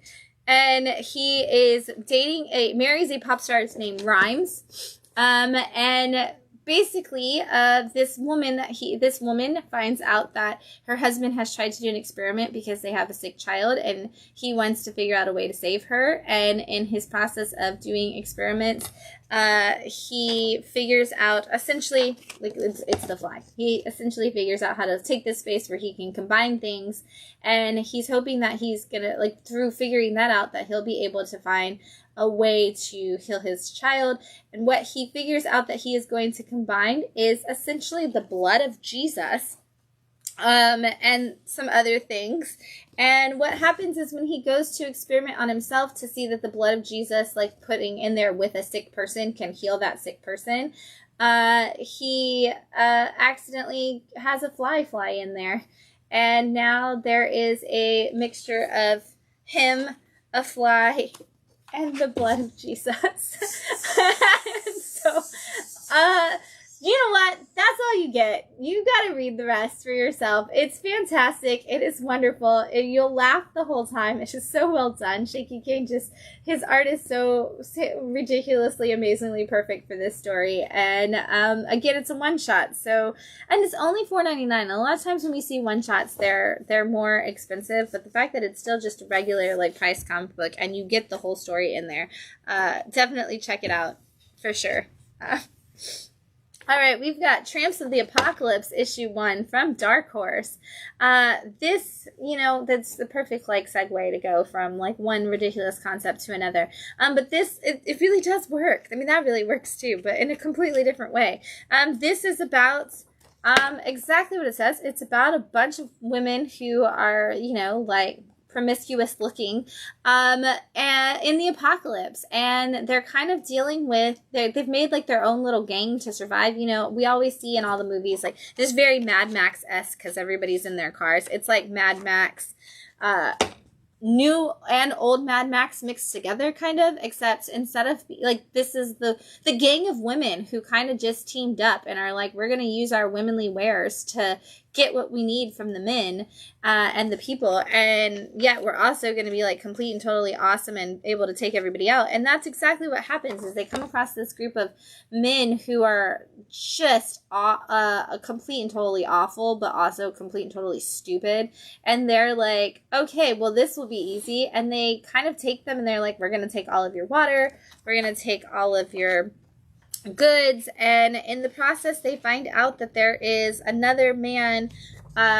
in in hiding in the back of the car, and he may have the map that they need to the solutions that they're looking for, to all of the stuff that they've been on the hunt for. And so we are seeing them team up and kind of take this person and hopefully find what they're, the way to take over. And I kind of hope that they really do. Meanwhile, they have their own problems because they got a lot of those like catty moments between each other. Like they're all trying to figure out who's in charge, and they don't really want to hear from, like, one girl's like, I can't believe that she thinks she's in charge. And the other girl's like, well, she kind of is. And so there is an interesting dynamic, but this is the script, the interior, and the inks for the cover are all done, script and interior and cover inks are all done by the writer Alice Darrow. So it's cool that they're doing the inks and the script at the same time. But yeah, check it out. I think it's going to be a really fun off-the-wall story as well. We've got VR Troopers out this week. I mentioned earlier, if you were reading Power Rangers Prime, you should check out Biker Mice just because it's got Melissa Flores on it. But if you were reading Power Rangers Prime, you actually do need to read this because that all connects to that same universe. They even make reference to something that happened in Power Rangers. But this is also taking place in Angel Grove, which is where Power Rangers takes place. And this is about 3 people who are also like teenagers with attitude and who get superpowers. And in this story specifically, we are following one main guy who ends up, he's like out and sees some stuff going down, and he's like, I should check into this, and he morphs into his VR Trooper state, which is a very similar thing, obviously, to the Power Rangers. And while he's fighting this bad guy, the bad guy is basically like, look, I'm going to take out all of these hostages if you don't give me your trooper power. And so he demorphs and he starts to hand it to the guy, the villain, thinking it won't work anyway because it only works for certain people. And as he hands it over to the guy starts to morph into his suit. And he's like, what? That's not possible. Like, you can't, like, this only works for, like, related people. What's going on? And then his buddies come in, and the other VR troopers, and they're able to save him and pull him away from that and save his morpher so that he can continue to do it. But when they go back to the lair, they find out that there is something going on bigger than they even knew about. And there is maybe some familial ties out there that we didn't know about that are going to come into big play as this story begins to kick off. I have a feeling we're going to see some big important things come across, but if you are fans of Power Rangers or VR Troopers, because that also has a huge fandom, either way, you're going to want to grab this for sure. Flesh-Eating Cheerleaders from Outer Space from issue 1 from Dren Productions, and this is from Dren After Dark, so you know that is their mature line. So I absolutely, positively will probably show you nothing inside of this book, but if you know, basically the Flesh-Eating look, I can show you this one page. Flesh-Eating Cheerleaders from Outer Space. There is alien race that lands onto Earth and wants to take out all of the Earthlings, and these worm-like alien creatures invade the bodies of a group of cheerleaders, and these cheerleaders I can show you this picture so you can actually see it invading. These cheerleaders get really hungry for the Earthlings, and they start trying to take them out in different ways. And they're also dealing with the fact that they kind of don't know that they're body snatched by these aliens, and so they'll come to and they're like, oh my god, what just happened? What did I do? But then when they get into these moments of craziness, they literally like destroy it. And so the police are looking into it. They think there might be some cannibals around. They're not really sure because they're like, I see human footprints, but like, why are people getting eaten? Again, extremely adult. But if you're looking for some B-movie sci-fi fun in comic form, it's right here. It's B-movie sci-fi. It's like a literal B-movie sci-fi story. So, Lazarus Fallen, issue 1 from Image. The Lazarus book series is a Greg Rucka series, long-running, thought to be over, and Greg has just brought it back right now with this issue. I can say that you can honestly jump in on this issue and not feel too lost, because they do a great recap. Basically, there's these ruling families who kind of see over everything in the world and everything that's going on. One of them has these, are they clones? I guess they're clones. Clones is probably, yeah, genetically designed manifestation of the family's power, or a Lazarus, and that has grown to be a weapon for the family of the Carlisle family, and so she's known as Forever Carlisle. And in the Lazarus series, she got away and was supposed to be living freely with essentially the next generation model of herself. But, you know, now we got to deal with the fallout, because now this genetically engineered weapon has gotten away and the outside world is possibly going to learn about it. And so this issue kicks off a new adventure where we're seeing the fallout of the Carlisle family, dealing with the fact that she's gotten away, and we're seeing like the actual like humans, you know, the leader of the Carlisle family is like, I'm going to blame this on my daughter. I'm blaming her for everything that happened in the previous series, and I'm going to make her face the music, and basically everybody that has anything to do with it, I'm going to torture and, you know, round up in front of her. And he ends up bringing in a scientist and is like, look, I'm going to make you build me a project again. Like, I understand that you freed all of my people that I was keeping enslaved for my own doing. And now your punishment, now that I've caught you, is that you're going to have to build a new Lazarus program for me. And and my daughter's going to be the one that helps you, because she's the one that's got to suffer with you. And so he's like torturing these people by making them build the exact thing that they just helped destroy. And we're going to see how that comes into connection with the old story, and whether or not it actually even does. We've got Christine, Heroes Fall, from Drin and their After Dark line. Again, new number 1, and again, a mature title. But this is such a cool concept for a story. This is all about a girl who believes herself to be a superhero, and she's telling us all about, this might hang out, don't look at that page.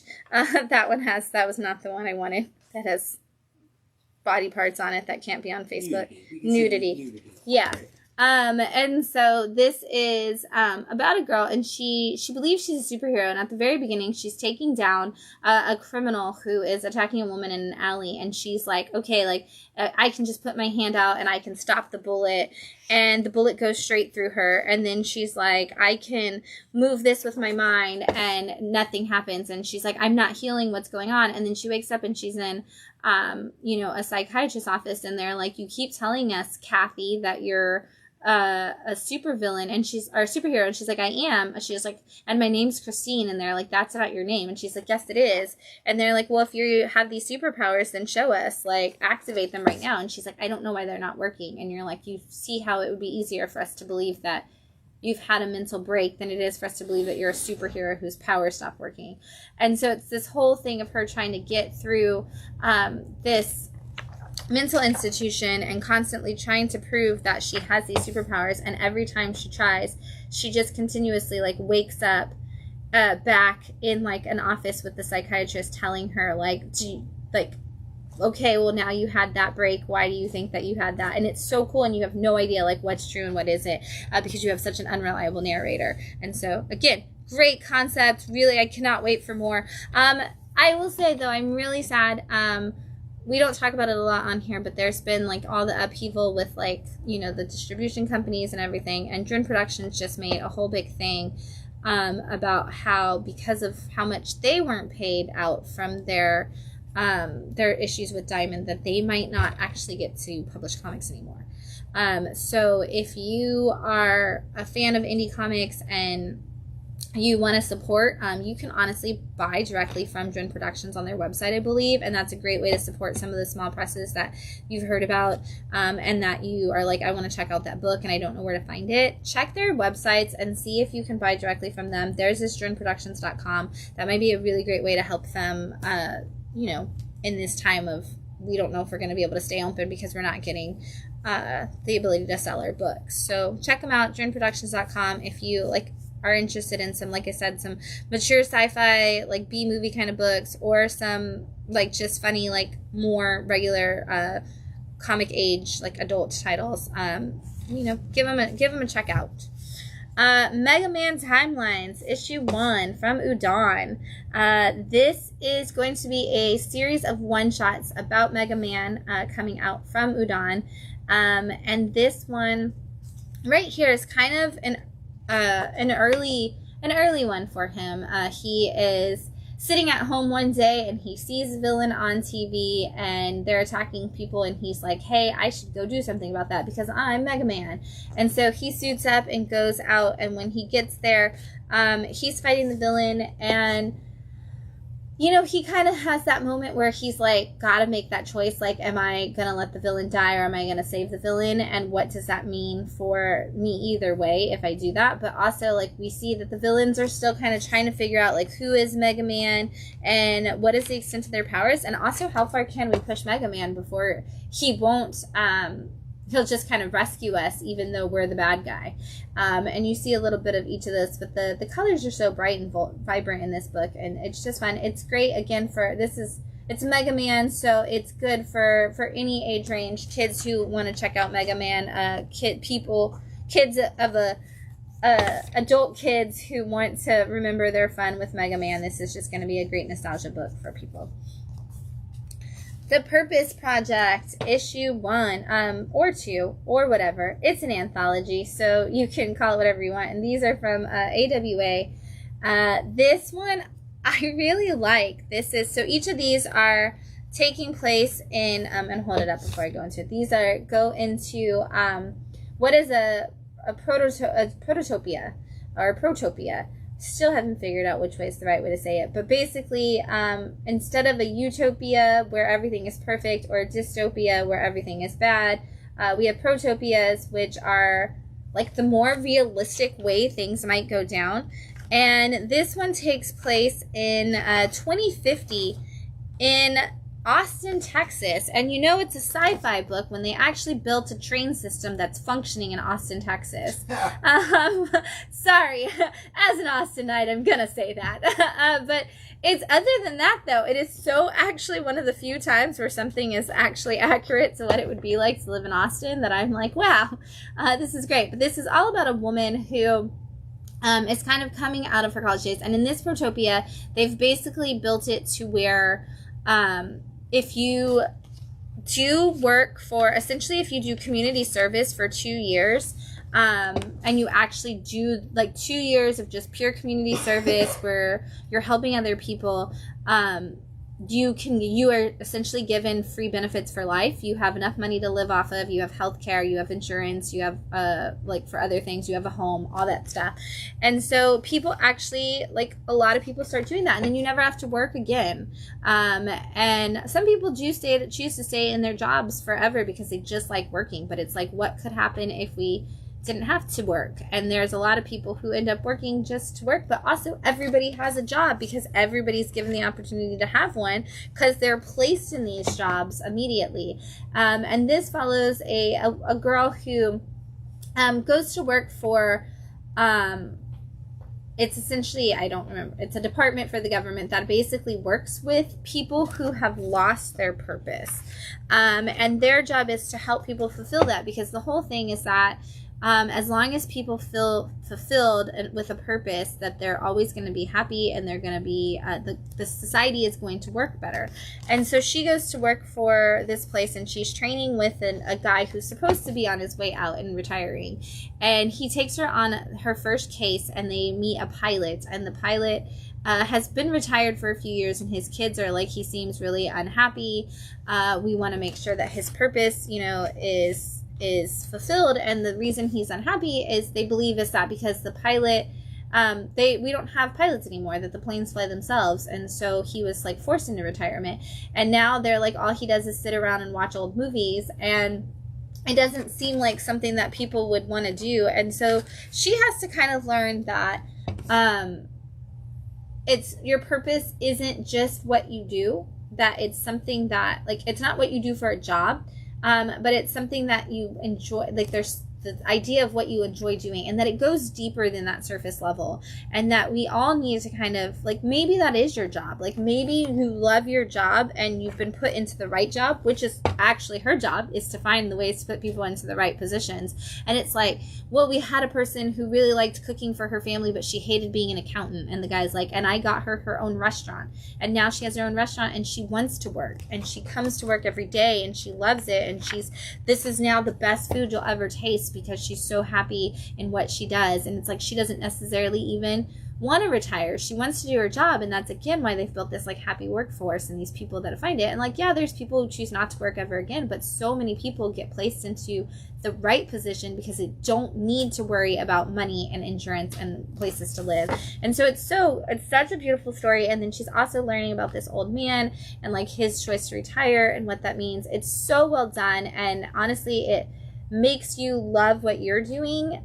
If you do love what you're doing, it like makes you find happiness in and think about like, what is it that would give me that happiness, and where can I find it in my life? And it's right here because it was almost my pick of the week, partially just because it really did actually nail Austin for the first time in media, but also just because I do love what I do, and I feel like that's exactly what happened, is that somebody like matched me to my purpose, and I was like, oh man, this just feels like warm and beautiful, and it makes me want to help everybody else have that same experience.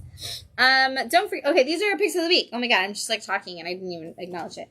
Don't forget your briefcase, issue 1 from Mad Cave. Oh my gosh, I did not think that this was going to be what this story was. I love this story. It has so many layers already.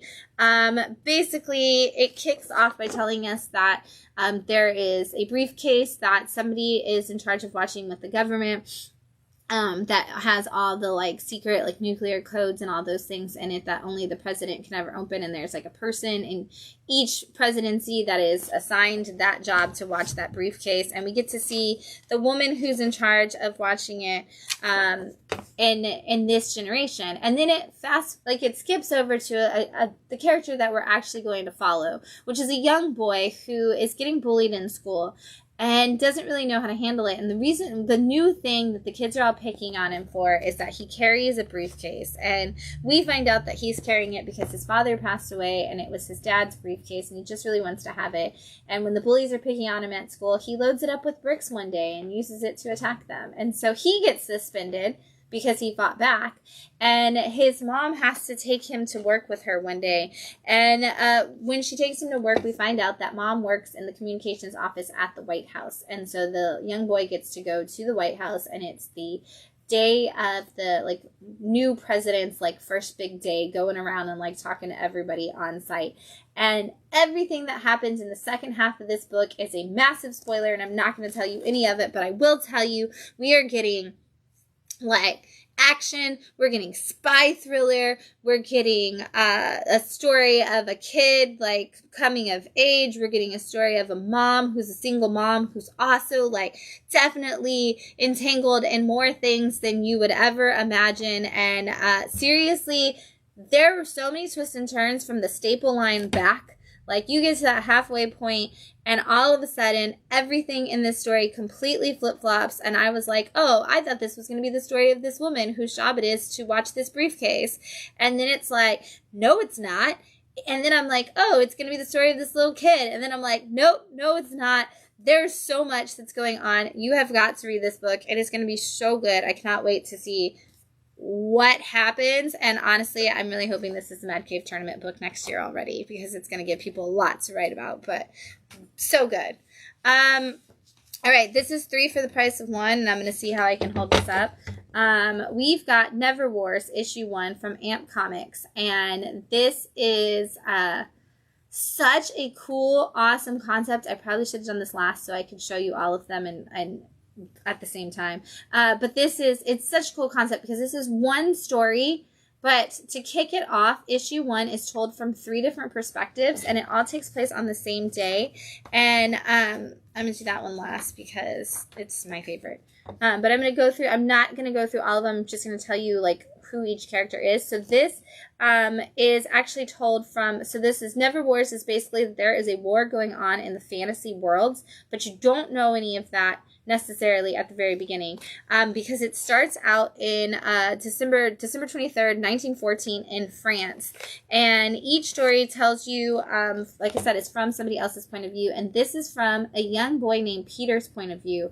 And Peter is working with the pilots in the war, and his job is to help drop like the gas bombs on the front lines, and he really wants to go on this adventure. And like your first big key to who this guy is they say, but you're gonna die if you go on the adventure, and he responds, to die would be an awfully big adventure. If you know your Peter Pan, you know that's one of the most famous quotes from it. And so it's so cool because we get to see this kid and his experience, and then everybody in this story wakes up in their respective fantasy land. And I'm going to show you like Peter kind of dealing with that, and waking up like as Peter Pan, which you can kind of tell from the cover because Tinkerbell's on it. And this one was kind of the one that gave you a little bit most of what the, like, who the character was, like all the way through it. But we also have a story of also on the same day, and now that one takes place from like the team who are like the, you know, they're like bombing and they're doing all this stuff. This is about a kid who's actually in the front lines and is having those bombs dropped on him. And his name is Georgie, and Georgie is 14 years old and got into the army because he wanted to get revenge on the people who bombed his family. And he shows up with his stuffed rabbit, and he is terrified and needs his bunny with him, but the leader of the army finds it and is like, you cannot have a stuffed animal in the military, and throws it out. That same night is when they're attacked by Peter and his people, and Georgie suddenly finds himself face to face with his stuffed rabbit, who is now alive and is very late for wherever he is trying to get. And he leads Georgie into a hole to try to save him from, or Georgie's just trying to follow him, I guess. And that leads him to an imaginary world of sorts. If you know who you follow down a rabbit hole, you know where you go. But yes, the White Rabbit leads you down a rabbit hole. And so then the last one is all about a girl, and this is my favorite one, and I'm biased 100,000% when I say this. This is all about a girl named Dorothy Gale, who is working in the infirmary, and she is nursing a man back to health, and they're like, okay, well, he's done. He's back to health. He's fine. We're going to send him out. And Dorothy's like, you can't send him back to the front lines. And they're like, we're not going to. He's a deserter. He's a cowardless man. We're not sending him back to the front lines. We're going to kill him. And she's like, well, then why did I nurse him to get better? And they're like, because we want to make an example out of him. So he needed to be well enough so that it made sense for us to kill him. And Dorothy's like, he's not a coward. He has this isn't fair. Like, you're just a heartless man to the general. And Dorothy decides she needs to do something about it. So she goes to her box and finds her silver shoes, puts them on, clicks them 3 times, and a tornado erupts across the battlefield, which you see in all 3 of the books.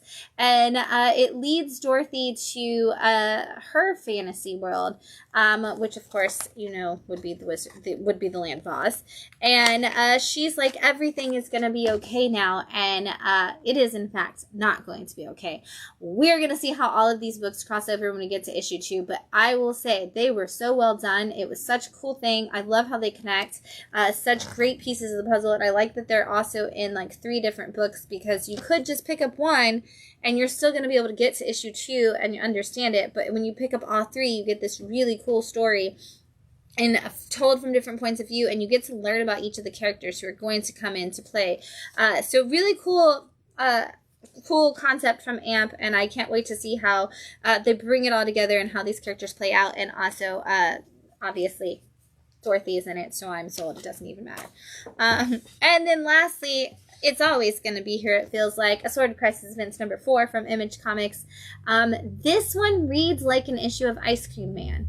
And I love that so much. And it's so good.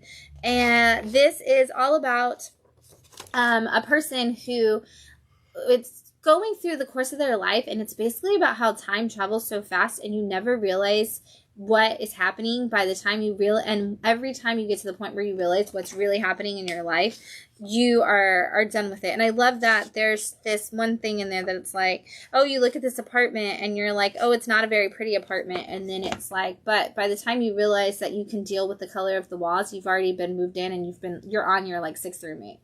And it's like, oh, like he goes on this date with this woman and it's like, oh, do you mind if I smoke? And she's like, no, I don't mind. And he's like, cool. And then it's like they're sitting at the table and he's like, how, you know, still having like first date conversation. And she's like, I'm pregnant. And he's like, how did we get here so fast? And it just kind of like every time like he has these realizations about how he feels about something or what he wants out of something, he's already on to the next stage and he never even has this experience. Never has a chance to dwell on an experience and be a part of an experience. And it's like, oh, by the time you marry your wife, you realize that you'd rather be with this other person and you like are cheating on your wife before you ever really had any moment of happiness that you've dwelled on. And it just goes through his life and everything kind of falls apart. And then he gets to old age and he finds out that, which is like midway through the book, and he finds out from the doctors that he's dying. And then it's the opposite. And everything starts slowing down. And it's like, well, you only have 6 months to live. Like everybody said, I only have 6 months to live. But now it's been 2 years and I'm still here. And the only thing they were right about is the pain. And I realized that I wanted to do this. And I was hoping it would go quickly. And I'm still holding on. I'm still holding on. And it's like, oh, the only thing I miss is like I never had the time with my kids. And it's like because and that was like all back in the back of fast forwarding things. And so it's just this really cool concept of what does life look like and how we spend so much time trying to accomplish these big things along the way and we never take the moment to celebrate them and live in them, that by the time we get to the point where life is pretty much over, we're like, I missed everything and now all I have left is the end. And the end seems to take forever when we missed all the good stuff. It's so good. So well done. If you aren't reading it, again, you should absolutely be. Dennis Camp is crushing it with this. Everybody talked about issue 1 and how excited they were for issue 1, and we never hear enough about these other issues that are coming out on Sword of Crisis events because they've been so good, and they are anthologies. So if you are like, that sounds really interesting, you don't have to read 1 through 3. You can just grab this issue 4 and jump in right here and just have this great experience. And again, very much, if you're a fan of Ice Cream Man, you should pick this issue up because it has that same kind of feel to it, and it's definitely leaves you thinking. We've got some more books in stock this week that I'm going to fly through really fast. We've got Undiscovered Country, issue 31, The Thing, issue 2, Peacemaker presents Vigilante Eagle double feature, issue 4. Lost Fantasy hit a 3rd printing for that book, and you should check it out for sure and see why it has so many printings. We got a 2nd printing of the new Gwenpool, Green Arrow, issue 25, a 2nd printing of Godzilla vs. X-Men, Sonic the Hedgehog versus the XDC, they're not versus, hit issue 4, Uncanny X-Men issue 16. We had X-Men Demons and Death, a one-shot. We had Ultimate Spider-Man issue 18, Vision and Scarlet Witch issue 2. Superman hit issue 27, High Republic Adventures issue 19, Legacy of Vader issue 5, Spider-Verse vs. Venomverse issue 2, Spider-Boy issue 20, Predator vs. Spider-Man hit issue 3. Something I'm really excited about, the new History of the DC Universe issue 1 hit. I always love when DC does these history ofs, and this one looks so good. Rogue Sun hit issue 28, Mr. Terrific Year 1 issue 2, The Incredible Hulk issue 26, Justice League Unlimited issue 8. Harley Quinn hit issue 52, which is so exciting. We've got Green Lantern issue 24 and Green Lantern Dark issue 5. We've got The Flash issue 22, Doom Academy issue 5, which is part of your One World Under Doom. Deadpool hit issue 350. We've got Absolute Wonder Woman number 9, and if you're liking Assorted Crisis events and you'd like to try a big 2 book, Absolute Martian Manhunter is out with issue 4 this week, which is also Dennis Camp. So that's why I said if you're liking Assorted Crisis events, Dennis Camp is on that Absolute Martian Manhunter, and vice versa. If you're enjoying the craziness of Martian Manhunter and the existential conversations, check out his Assorted Crisis events. We've got some trades and graphic novels in stock this week. We have Superman Birthright in Compact Edition, $9.99 for the entire thing. Look at that beautiful little thing. Look at the size differentiation from a trade paperback to that. It's perfect for your lounge flight or your on-the-go purse or backpack. We've got Heavy Vinyl. This is the complete collection of this series that came out a few years back. It's so good. If you haven't checked it out, you should grab this complete collection. We've got Volume 1. I believe, this is Volume 1 of the new Iron Man series that's been coming out. Wolverine Revenge. This is the whole thing, issues 1 through 5. Gotham City Sirens, Trigger Happy is out. This will lead you into the new Gotham City Sirens that's coming out in the next couple weeks. We've got The Cosmic Con out. This is a new graphic novel about a teenager in his last year of high school that finds out that his uncle was a Holocaust survivor, and the new religions and everything that they're getting mixed into, and a kind of like a cult mentality, and that parallelism, and it's very looks like it's going to be very good. And Sesame Street is out with Grover Lindsay-Hand. This is such a great story, and now having it in like kids picture book format is so cool. I love that Oni Press is putting out this Sesame Street line.